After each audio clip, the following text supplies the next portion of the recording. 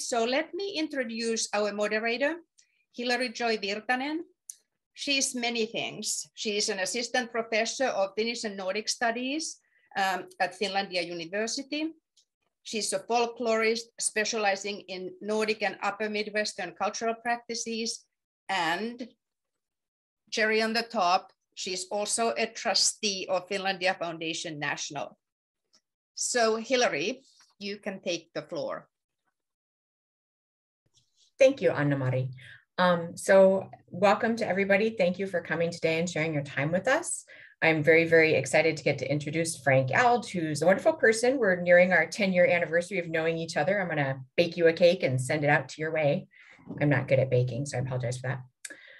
Frank Ald was raised in the Finnish community of Long Valley near McCall, Idaho, where his father and maternal grandparents homesteaded after migrating from Finland.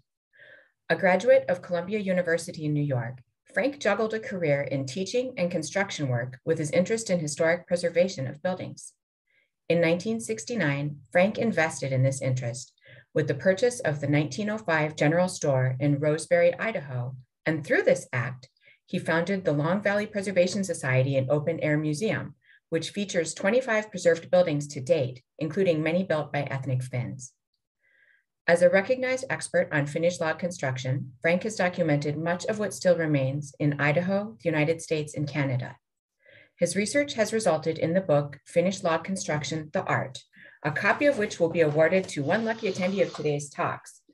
Be sure to stay to the end for your chance to win. If you leave early, you will be removed from the exciting wheel we have of winner. Since retirement, Frank continues in restoration, research, and education. In 2021, Frank created a permanent exhibit on Finnish log construction for the Kalmar Nico Foundation in Wilmington, Delaware. Frank is a two-time recipient of the Preservation Idaho's Orchid Award, the Finnish Society of the West's Sauna Bucket Award, and Ada County's Preservation Award. He also served as a Finlandia Foundation Lecturer of the Year 2018 to 19. He is a fixture in the Finnish American lecture circuit, having presented at FinFun Weekend, FinFest USA, and numerous other engagements.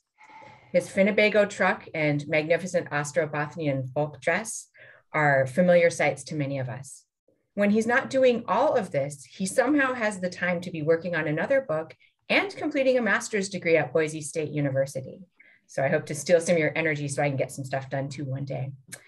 Today, Frank kicks off National Sauna Week 2022 with his preservation, The Sauna in America. We will have time for questions at the end, so please do hold comments until then or type them into the chat function. Thank you for joining us today, and I am pleased to welcome Frank Ald. Well, hey, everyone. Thanks a lot for Zooming in today. I apologize for technical difficulties, but I'm so glad that you're here with me, and so we can go on with this presentation. I'm Frank Ald Harkanen. That was my dad's name before he moved to the Eld farm. He was born in Harkanen, so we use that. And I'm here today to talk about the Finnish sauna. Now, before we're all finished here today, I'm going to share some sauna history, some sauna lore, and a little bit about my own experiences in the sauna. Now, we Finns often think in terms of the American Finnish history beginning in what has been called the Great Migration between 1880 and 1920. And that's understandable because that is when the largest migration happened. Around 300,000 Finns came to our shores, including most of our forefathers. If you're Finnish, it's possible that your parents or grandparents or even great-grandparents were a part of this great migration. My father and my maternal grandparents were a part of that group, and they came to Idaho and homesteaded, and that's where I grew up. Yes, there are Finns in Idaho. But before this history, there was a history of Finns. And that's what we're going to start with. The first Finns came to America around 1640, arriving at the New Sweden colony located along the Delaware River in what is today New Jersey, Delaware, and Pennsylvania. Although some came directly from Finland, most were forced Finns who a century earlier, had settled in the forests of Sweden at the invitation of the Swedish king, who wanted them to come and clear more land for cultivation in his vast forests. And as we know, Finns are good at that.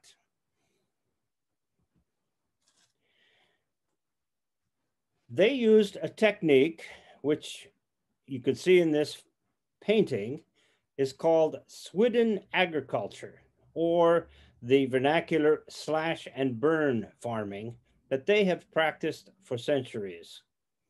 Unfortunately, after they had successfully established themselves in Sweden, they became unpopular with the natives, that would be the Swedes, who accused them of destroying their forests.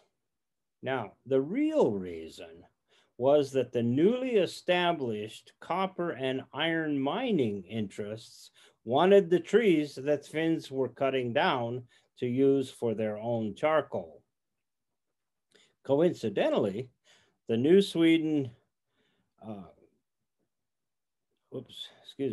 Coincidentally, the New Sweden colony venture had recently been launched, and the company was having difficulty recruiting Swedes who were willing to migrate to the New World, keeping in mind that Sweden at this time was a world power and had a small population, none of which had any desire to go to some godforsaken wilderness across some unforgiving ocean. So they came up with a plan. They declared the agricultural practices, the slash and burn, of the forest Finns illegal. Especially harsh was the 1647 Forestry Act. As punishment, they conscripted the forest Finns and sent them to settle the New World and use their slash and burn methods there. Now, the Finnish history claims that the Finns did this, that they chose to do this. Well, I just want to clarify that. Yes, they did, but they were given a choice of either going to the New World or going to jail. So obviously most of them decided they were going to go to the New World.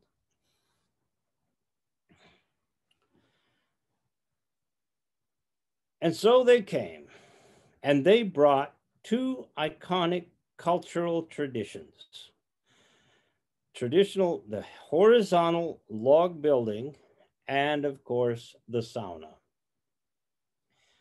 That which became an American icon, loved by many, the log cabin, was introduced to the American architectural landscape by the Finns of New Sweden.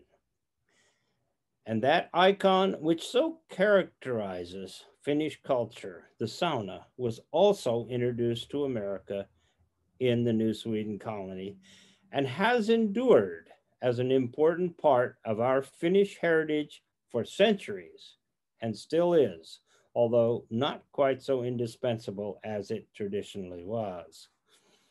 To better understand the Finnish sauna and its history, it's helpful to understand how they were built. So we're going to turn and take a look at the unique log construction that was utilized by the Finns.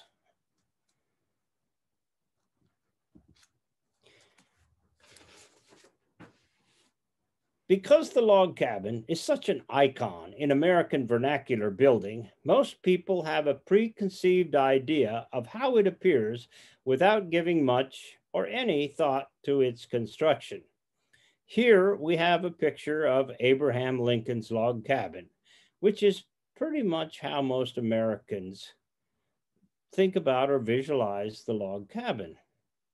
However, this isn't what the Finns built. Finnish log construction is unique. Unlike American and other nationalities' cabins, Finnish cabins have no chinking between the logs. The logs are tightly fitted and they're notched at the corners to hold them together. This type of construction was used by the Finns in all of their buildings, including their saunas.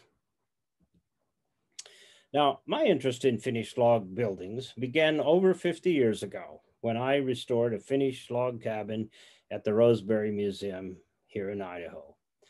That cabin piqued my interest because it was different than the hundreds of American-built cabins that I had become accustomed to seeing in the woods of Idaho.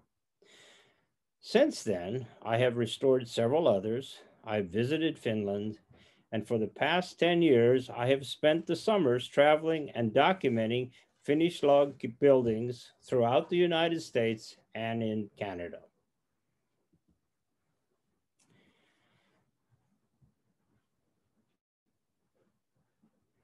These illustrations that you see on this slide show the very unique building techniques that the Finns developed of squaring their logs using a broadaxe and then using a unique handmade scribe called the vara to scribe the profile of one log onto the other and then hewing them with an axe so that they fit tightly together. This fit eliminates the gap other log builders of that era left between their logs that had to be filled with chinking. The corners were held together with one of several types of notching.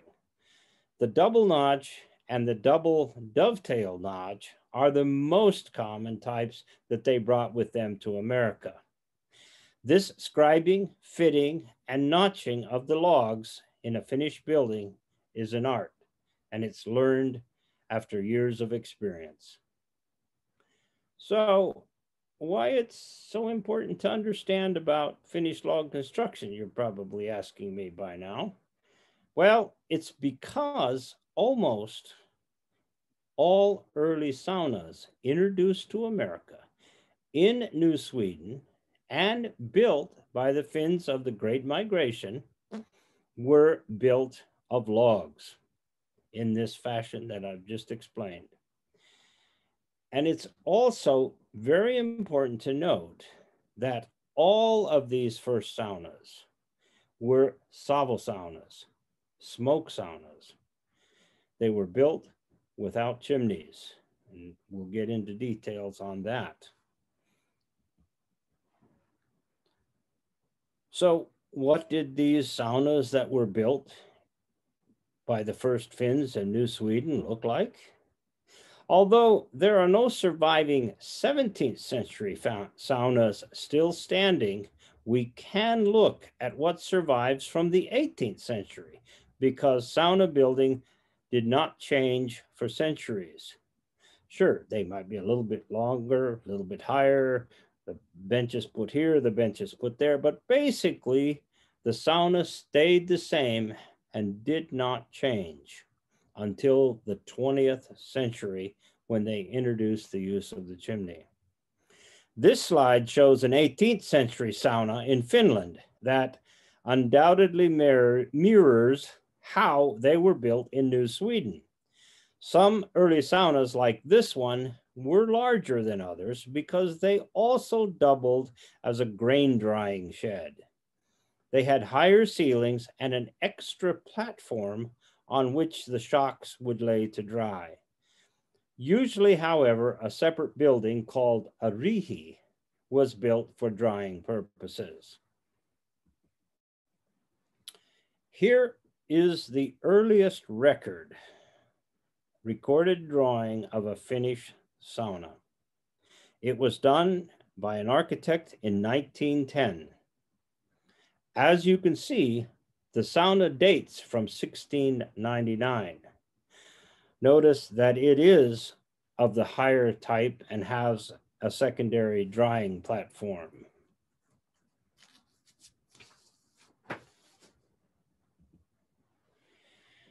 In this picture, we see two slightly different styles of sauna. The upper one has an enclosed dressing room, which doubled for a place to do other household chores, such as weaving or washing. The lower example simply has a protective overhang. Because of the multiple use front room, the upper one seems to be more common in the US, although I have seen saunas that have only the overhang. And for instance, the one at the Hunka Farmstead in Michigan has that kind of just an overhang over the front of it. Some saunas had nothing attached to the front, like the drawing made of a Savo sauna that still exists on a Forest Finn farmstead in Sweden. It's quite small and has no dressing area. In these, you would do your dressing at the house. Since this design still survives in Forest Finn, Sweden, it's very likely that it is also of the style that was used in New Sweden, and it is of a style that was built by many 19th century immigrant Finns. This cutaway illustrates how a Savo sauna functions. The fireplace, or the kiuas, which you see on the bottom left there, is built of a pile of rocks that has a cavity in which a wood fire is burned for several hours to heat the rocks. The smoke passes through the rocks and circulates in the room, heating the log walls. And of course, at the same time, the smoke covers everything with a film of black soot. When the rocks are very hot, the fire is allowed to burn out and the smoke is released from the room through an open door and through wall or roof vents. In early days, it was not known that smoke was a carcinogenic. In fact, the old Finns thought it was good for you. The drawing shows a small wooden bucket and dipper near the bather. This holds the water to be sprinkled on the hot rocks to produce the leula, or the steam. The bather is shown holding a vihta, his birch branches, to beat his skin with to increase blood circulation, while water for washing is heating on the kiuas. In early Savo saunas, each bather only used approximately 1.5 liters of water with which to wash. Now think about that the next time you take a shower. Note the double roof construction, with the inner one covered with sand for insulation. The walls are, of course, tightly fitted logs. My mother used to say about a Savo sauna and the soot, you know he's a real Finn if he goes in a Savo sauna and comes out cleaner than when he went in. My mother's childhood was spent at a Savo sauna. Outsiders sometimes satirized and misunderstood Finnish sauna customs. Here we see a depiction of a sauna by a traveler to Finland in 1798, who found the practice of nude mixed bathing just unimaginable. Amandus Johnson included this and other rather unflattering descriptions of the Finns in his 2-volume history of New Sweden, unfortunately. Now just might be a good time to answer a question that people frequently ask me. Why were the early saunas built of logs? Well, it's a 2-part answer. First, trees, therefore logs, were abundant. It's a fact that most buildings before the late 1800s in Finland were constructed of logs, including very large churches, which you see an example of here. The Finns perfected the art of log building. When they came to America, they settled in the remote areas. And again, trees were of abundance, and that's what they used for their building material. Secondly, log buildings are excellent for retaining heat. That's why even in New England, where most everything was board construction, logs were used when possible for their early saunas. Those of us in the log business often joke that a log cabin or a log sauna can be heated with simply one match. It's fairly common to see only a sauna section of the bathing section of a sauna that's made of logs and the dressing room that's made of lumber. And sometimes when the chimney was added to saunas, that second room would also gain its own stove that would be used for a summer kitchen. Now, this is also a good time to set the record straight about wet and dry saunas. There is no such thing as a dry Finnish sauna, period. Dry saunas are simply there to be ovens to bake people. For centuries, Finnish cabins were also savutupas, or smoke cabins, without chimneys that were heated much in the same fashion as the sauna, only they would have a very large fireplace that was chimneyless. The cabins of the Finns in New Sweden were definitely savutupas. Although smoke cabins converted to chimneyed fireplaces much earlier than savu saunas, some were still in use in Finland in the 1920s, as you can see from this photograph. From 1660s to the 1860s, migration of Finns had ceased to America, and most of the material evidence of their existence had disappeared, although a few buildings survive, including the Nafnagel cabin, which is the oldest Finnish cabin in the world, and the log house of the Martinen family, who came to New Sweden, still exists in Chester, Pennsylvania. Probably the most dramatic American Finnish historical event during that period was when the Finn, John Morton, who happened to be the great grandson of Martti Martinen, who I just discussed from New Sweden, was a Pennsylvania delegate, and he cast the deciding vote on the Declaration of Independence, ensuring that America would go to war with England. By the 1860s, a few Finns began again coming to America. Some to the West Coast and others to Minnesota and Michigan. And I'm not going to get into the argument of whether they got to Michigan first or Minnesota first. I'll leave that up to those guys. However, the largest numbers didn't arrive until the 1880s to 1920s, which was called the Great Migration. Again, these Finns brought with them their log construction techniques and, of course, the sauna. Although log construction techniques had not changed since the New Sweden era, the cabins were no longer savutupas, having by then added chimneys to their fireplaces or having stoves.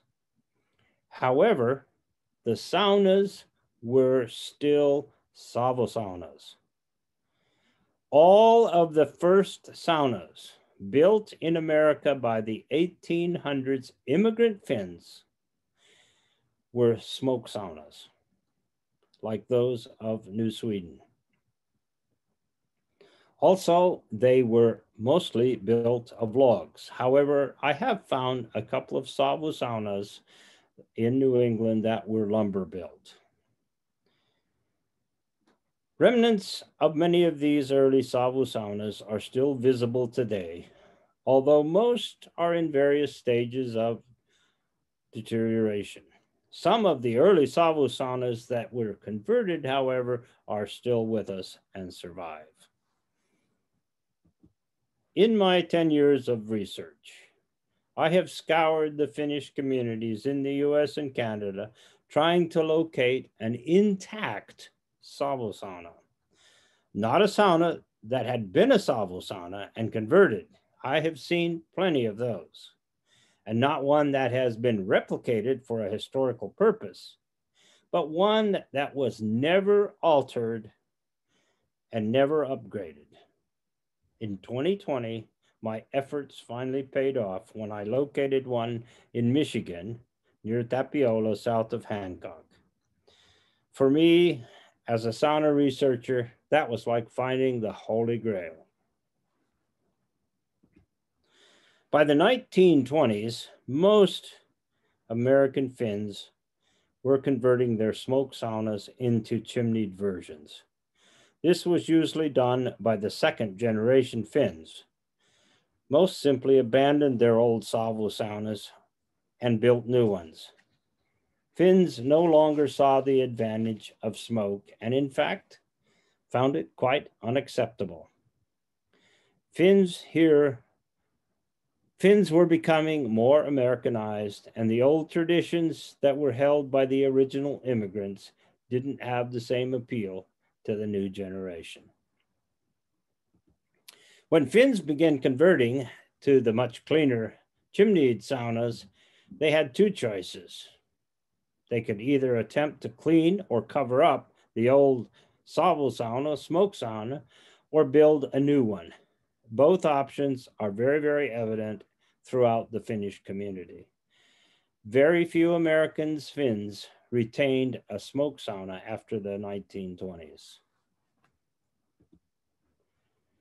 When it was time to convert, if a new sauna was built, it often was made of frame lumber. The reason was simple.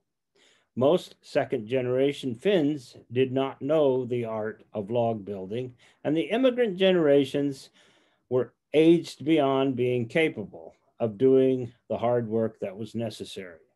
And also, just as a matter of simplicity, lumber was readily available by the 1920s and quite affordable.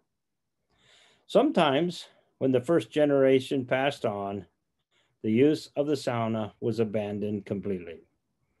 The phenomenon occurred in Finland with the conversion of the sauna from a chimneyed sauna, but the practice of using a sauna was never abandoned by Finland Finns.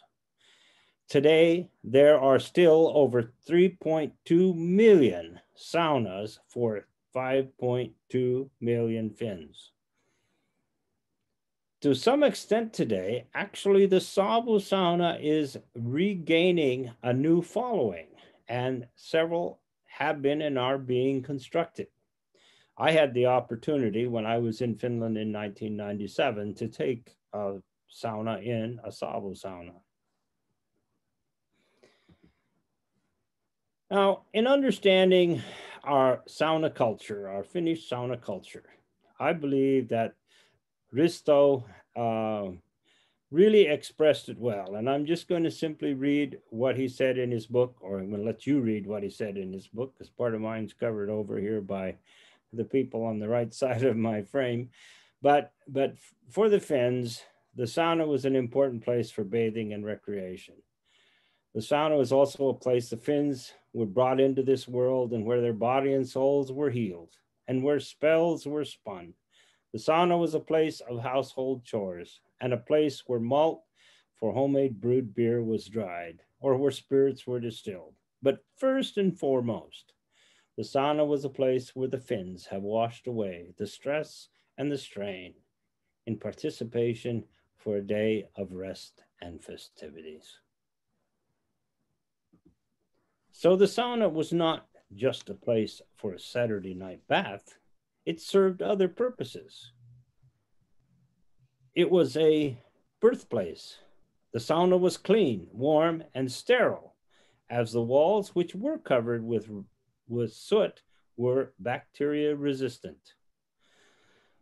Not too many years ago, there were still American Finns alive who had been born in a sauna. Household chores were done. Spinning, Rug weaving, washing, cooking, canning, all could be done there. The sauna I attended when I was a boy was still being used for canning and for weaving rugs.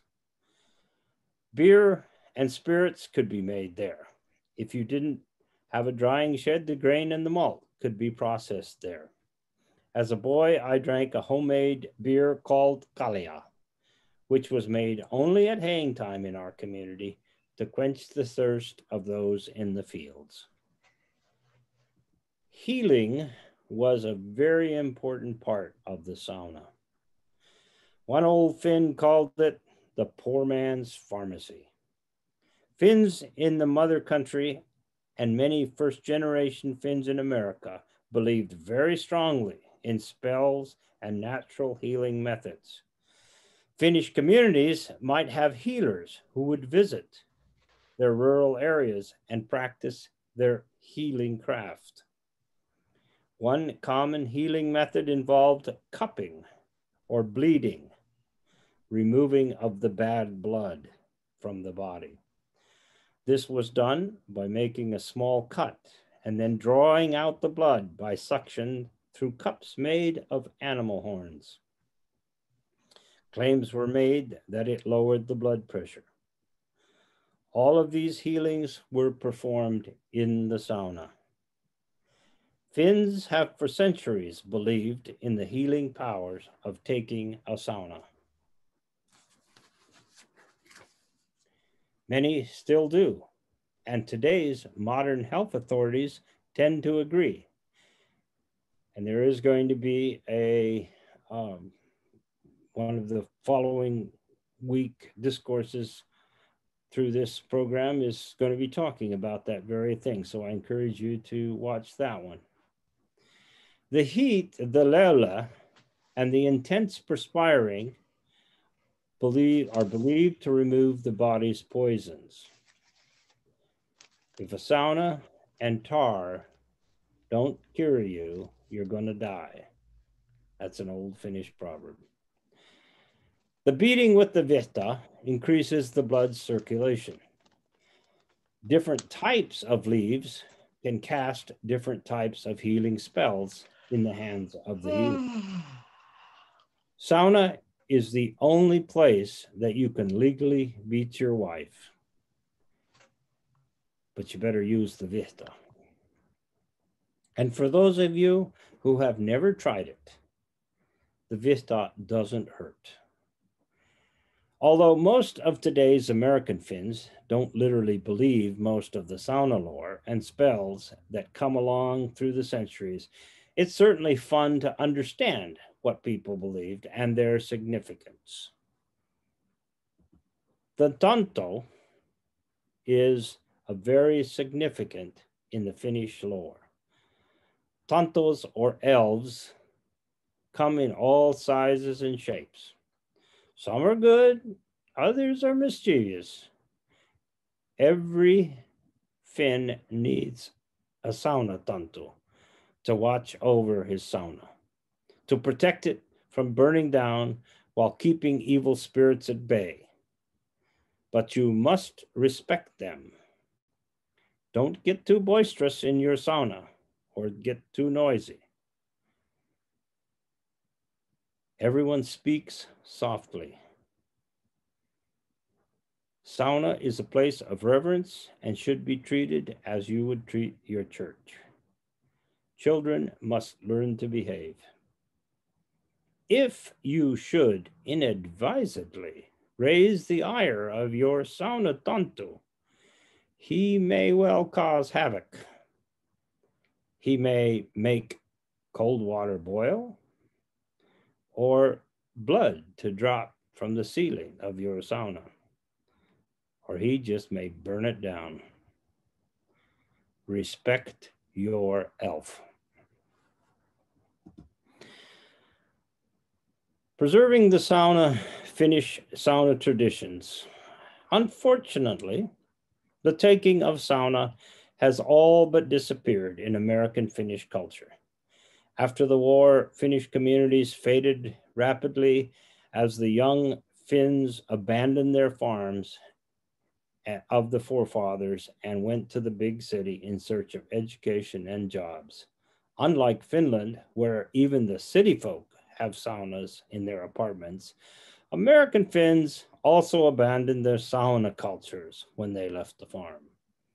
The older generation passed on, and so did their farms, either to the English or to the developer. Many old saunas have been razed and fallen into ruin. I know I've spent 10 years searching and documenting them. Fortunately, some have been saved and been preserved, and some haven't.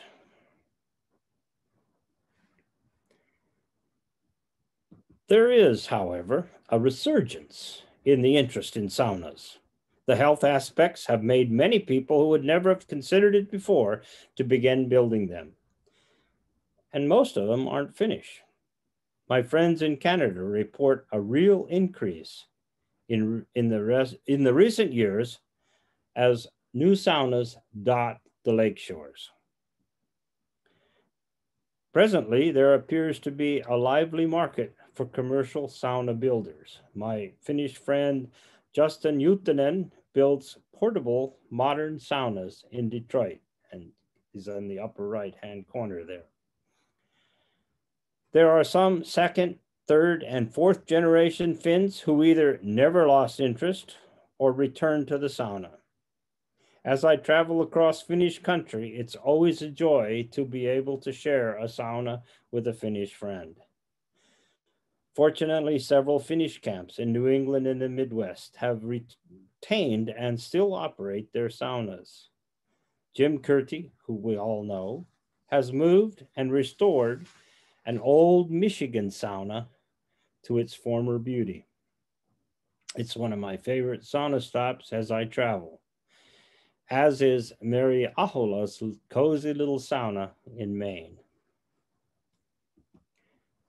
My personal sauna life began in my teenage years when the Lahti boys, my brother and I went to sauna almost every Saturday night.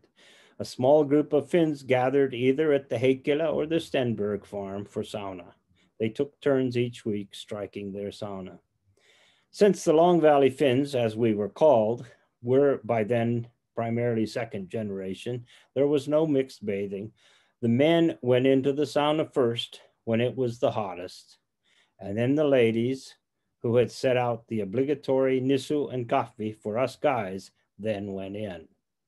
We boys, knowing proper Finnish etiquette, didn't talk much with the older men unless spoken to, but we enjoyed being a part of the community and listening to their conversations, both in the sauna and afterwards at the table. Since we all lived on farms, that would be the major topic of discussion. After many years, I returned to my roots. My first sauna was at my house in historic Roseberry, where for years we would entertain our friends, mostly non-Finns, every Saturday night for a sauna. But I must have ticked off the sauna TONTTU a time or two because I had 2 fires in there. Fortunately, didn't burn it down completely, but I learned to respect my elf. When I moved to Boise, I converted my old ATV shed into a sauna. I mean, who needs an ATV in Boise? Now, my daughter and granddaughters come bi-monthly for Saturday night sauna. Every Christmas, we observe the Christmas Eve sauna tradition, still religiously adhered to by most Finns in Finland. We celebrate Christmas sauna, enjoy lutefisk or lipiakala, have a Santa Lucia, light the real candles on the trees to commemorate our ancestries. On New Year's, we have our sauna, and we melt and drop hot lead into a bucket of cold water to foretell what the new year is going to bring. Believe me, you can read that blob of molten lead to predict almost anything you want to have happen that year. I conclude my sauna story. There remains one thing as I conclude here. I'm asking everyone to help me find an original log sauna or evidences thereof in Massachusetts and New Hampshire. I've discovered our Finnish sauna log roots everywhere in New England except in Massachusetts and New Hampshire. And as I'm speaking to a larger audience today, I ask you, if you know of log saunas in your area that I haven't discovered, please let me know. I conclude my sauna presentation with one of my most favorite saunas.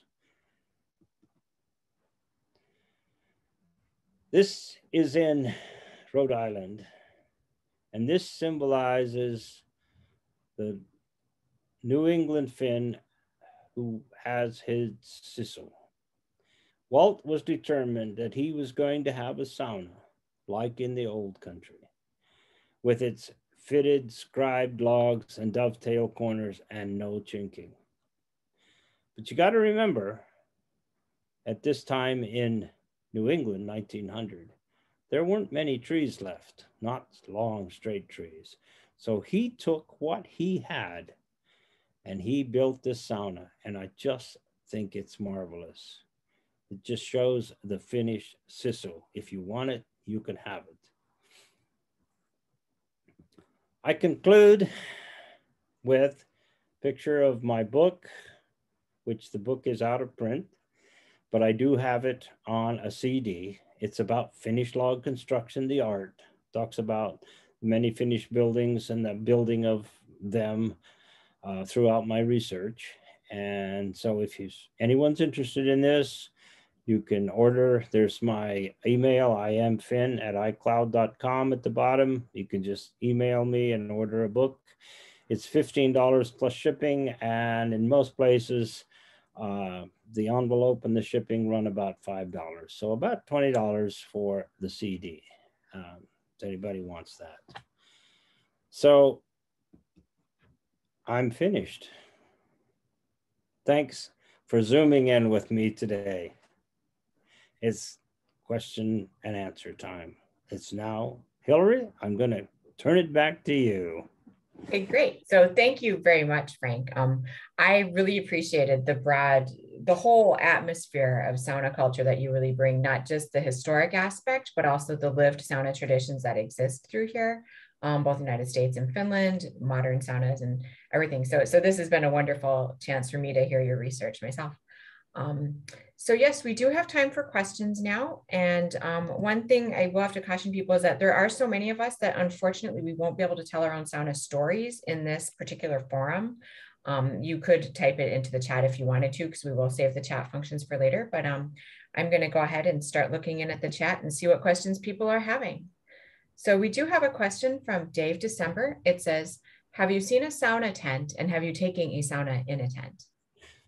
I have seen the sauna tent, yes, and they do serve a purpose. And I have no criticism of them. I always worry though when I see them that they better have a darn good sauna TONTTU with them in there so they don't burn it down. But no, I've seen them. I have not had the opportunity to take a sauna in one, however.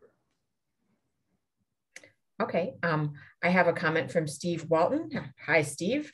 Alice Margaram here with me pointed out that by hewing the logs into concave undersides, but leaving the top convex, and actually you all are asking the right person for this question. When the green log dries and shrinks, it will crack to the heart from the bottom, therefore keeping these checks inside and therefore away from the rain. Do you actually see that in surviving ones? I also suppose that by having the concave side down, the water will more reliably run off the joints, even if they're opened up a bit in the drying. Yes, you're correct. I will say this, that that's what you attempt to do, is keep the cracks to the bottom. It doesn't always happen. So this is one of the main reasons that the Finns squared their logs, because a squared log will shed the water and the water will run down that log rather than, so there won't be like a round log. If it happens to crack at the top, and the water will run down and run into that crack. Whereas if it's a log is squared. But you're correct. I've seen that in the old saunas, but that is a main reason. And I tell people, I know people like to have round log saunas, and no criticism of that at all. It's just that if you do, be sure to always keep that crack filled, and don't ever let it open up without filling it, because water runs into a log and a log rots from the inside. So before you realize your log is rotted, it's rotted, it's gone. So yes, but thank you for that information. And I should also actually say, many of us have heard Frank's presentations on actual construction of traditional Finnish, dovetailed kind of corners themselves. And he illustrates this really wonderfully. I look at a traditional Finnish log building and I think, gosh, that looks like a wizard made it. I have no idea how it's done, but Frank actually has a wonderful method of showing you precisely how it works. And it's really quite ingenious. We have a question from Paul. What sort of wood burned in the Savu sauna? Well, they're all burned, but what burns the hottest is probably a variety of woods. Hardwoods obviously burn much more than softwoods. Unfortunately, in Idaho, we don't have softwoods, but we do have tamarack, and tamarack has a very good heat level, caloric, whatever, what the word I want anyway, but it's a very good burning wood. But it just, I've been forced many years to just burn pine, which is very low, but you just have to burn it longer. You just have to get the rocks hot. But if you have a hardwood available, that's always good to burn. Excellent, thank you. And I want to thank Judith Miller for sharing her sauna story in the chat. Frank will be able to see it after this presentation. Eric Horton asks, did the old Finns jump into a hole cut in ice? Well, those that survived did, yeah. No, they did. It was a thing that they did. And still do. Now, I'll be honest with you, I never cut a hole in the ice and went in that way. I've jumped in the lake many times after a sauna, or in the wintertime, rolled in the snow. And that's what we used to do with our English friends, is we would make them honorary Finns if we'd heat them up, and we'd always try to get it around 200. And I'd say, okay, you just keep it until you just cannot stand it. Then you run out and you roll in the snow. So, and we made them honorary Finns. Excellent, thank you. There is a Finnish tradition called avanto, which involves swimming in cold water in the winter, where you would actually cut almost like a little swimming pool. But that's another story. It's good to Google. Christopher Rice asks, am I correct in understanding that Finns historically thought the smoke in Savu sauna was healthy? It was. They did. They originally, many centuries ago, did think that smoke was good for you. Unfortunately, it was quite the opposite. But they used that smoke primarily, though, it would heat the cabin or heat the sauna. And then they would let it out. But they never saw any harm in it. Yeah, and there's a lot of ritual traditions where Finns would kind of jump through smoke around midsummer and stuff like that. And it was kind of considered to be cleansing and sort of purifying. So we wouldn't think of it that way, but good. Lars Larsson Kahkonen asks, what is the Finnish name of the log builder's broad axe? You know, you got me on that one. I can't think of it right off the top of my head. I've seen it and read it, but I'm going to admit I can't remember it right off the top of my head. I've used a broad axe many times, but I can't think of the name. Can I help you, Frank? Yes, you can. Who can? It's called piilukirves. Piilukirves. Piilukirves. Piilukirves. Well, it's an L. Piilu. Okay, now the kirves, I of course know that one. The pilu, though, in my research, has shown up as being the axe that they use afterwards. not the broad axe, but the one that they finish the logs with on the inside and the outside, a pilu kirves, rather than the broad axe itself. That's because I am familiar with that Okay. term. So I'm assuming there is another word also for just the broad axe itself. So I don't know if you know that one or can. No, I don't know that. No, Yeah, sorry. but I do but thanks for bringing that part up, because that's a question that people ask me, or let's put it this way. We have people that say, oh, they squared their logs after they built the cabin, and that's just not true. They squared the logs, and in Finland, now I have never seen one of those axes in the United States. I'm not saying there isn't and hasn't been one, but most of the Finns that I've followed in the areas, they squared the logs with the broad axe and put the cabin together, and never finished the logs with the pilu axe here in America like they do in Finland. That's been my experience in tracking Finnish buildings from one end of the country to the other. Katrina Bouquet asks a question about the sauna tonttu. Does it have to be a 3D item, or will a relief carving of a sauna tonttu work its protective magic just as well? I'm going to say, from what I've read from my friend Risto in Finland, it really doesn't matter how you create it, as long as you respect it. And in traditional Finnish culture, a sauna tonttu is considered to be kind of an actual spirit that was associated with the sauna. So there's all kinds of wonderful. Actually, in many cases, you actually didn't see it, but exactly. Those of us Finns that we like to see things. So, but no, that's fine. That's fine. Excellent. Good. So Natalie Hurst asks, they have some logs on Lake Gogebic in Michigan that are vertical. Family history says Norwegian man did the building. Do you have any knowledge of vertical log buildings origins? Like, is there any connection between that?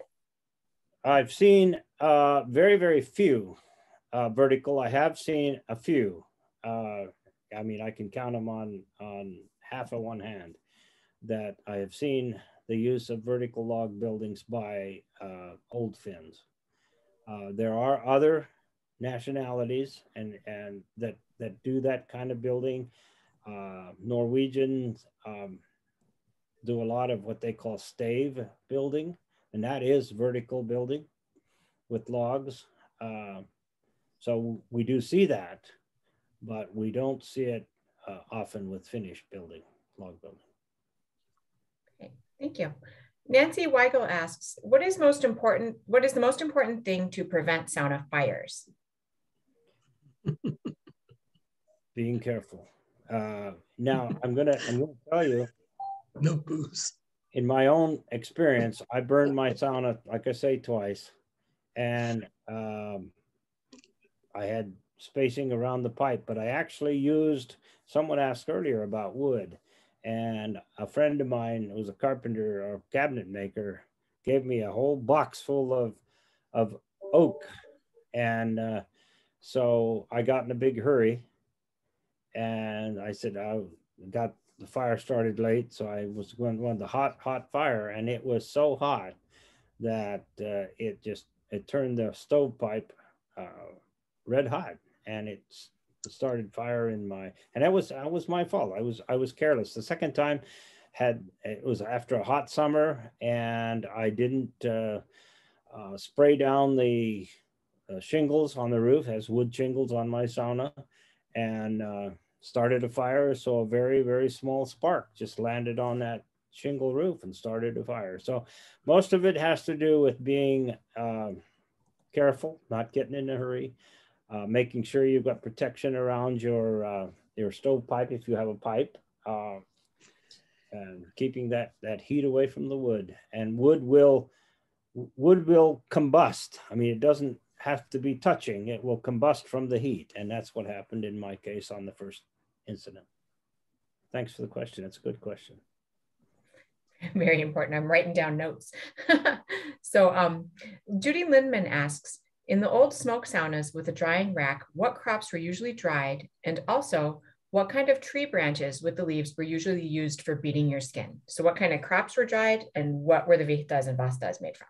Barley and rye would be usual crops.